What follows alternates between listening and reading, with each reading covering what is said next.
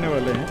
जो अभी प्रतिबंध लगे हुए हैं, इसी प्रतिबंधों को यथावत रखते हुए 16 तक बढ़ा रहे हैं इसको।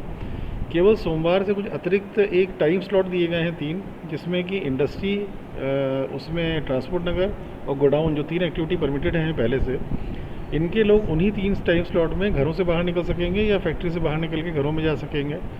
सुबह 8:30 से 10, शाम को 6 से 7 और रात में 1 से 2:30। तो सुबह का स्लॉट 1.5 घंटे का है, रात का टाइम स्लॉट 1.5 घंटे का है, और शाम का स्लॉट 6 से 7 का 1 घंटे का है। इन टाइम स्लॉट में ही मूवमेंट सारे हो चुकेंगे। तात्पर्य इसका ये है कि इस नाम से इससे जुड़े हुए लोग भी हर समय एक अनियमित रूप से मूवमेंट हो रहा था, पुलिस को चेकिंग में दिक्कत आ रही थी।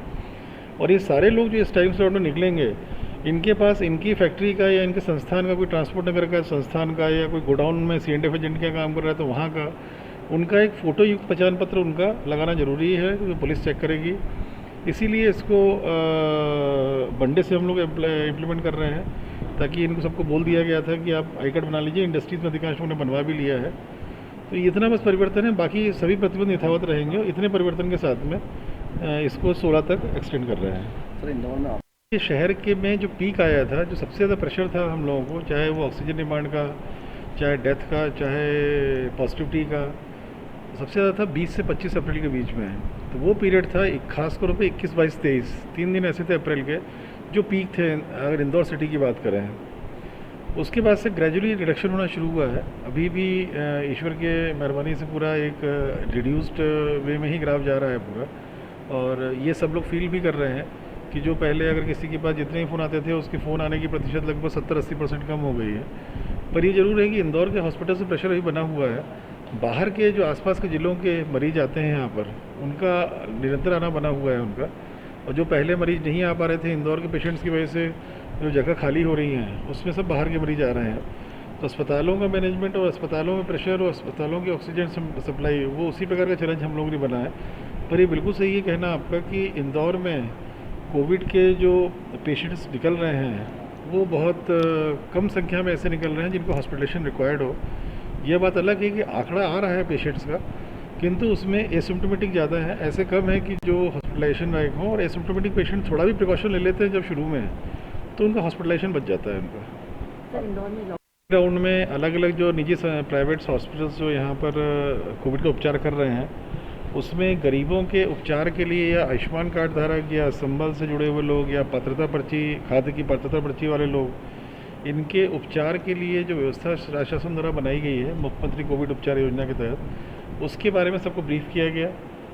जिनके ऑलरेडी आयुष्मान में जो रजिस्टर्ड हैं, उनको बतलाया गया कि तत्काल आज से ही आप 20% बेड्स रिजर्व करके, और उसमें आप आयुष्मान कार्ड धारक का या आयुष्मान किसी परिवार के सदस्य के पास, अगर किसी के पास भी एक के पास आयुष्मान कार्ड धारक है, तो आप पोर्टल में जाके उसकी एलिजिबिलिटी चेक करिए, उसके परिवार के अन्य सदस्यों को तत्काल बनाइए। आधे घंटे में गवर्नमेंट ने व्यवस्था कर दी है कि आधे घंटे में हॉस्पिटल्स का पोर्टल का एक्सेस रहता है, आधे घंटे में उनका आयुष्मान कार्ड बन जाएगा उसमें।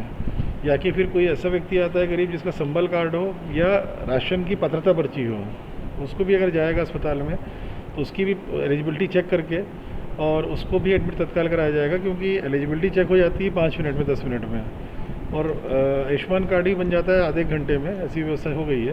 तो इस व्यवस्था के तहत गरीबों का उपचार की जो ये पूरा एक यहाँ पर सिस्टम तैयार करना है, क्योंकि यहाँ पर हॉस्पिटल्स बहुत हैं, इसलिए सब अलग अलग कैटेगरी के हॉस्पिटल्स को ब्रीफ किया गया है।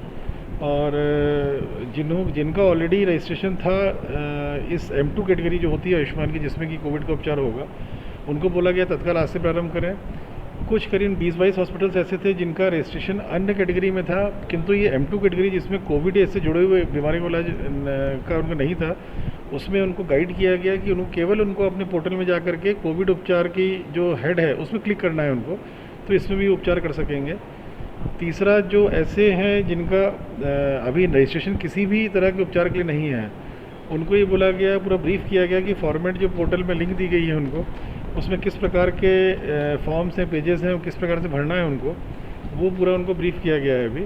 और ये रिक्वेस्ट की गई है कि 1 घंटा लगेगा उनको भरने में, अभी रात में ही भरते हैं वो। हम लोग एक मीटिंग अभी डिस्ट्रिक्ट हेल्थ सोसाइटी करके प्रोसीडिंग बना के हम लोग पूरे अस्पतालों की सूची गवर्नमेंट को रात में भेज रहे हैं।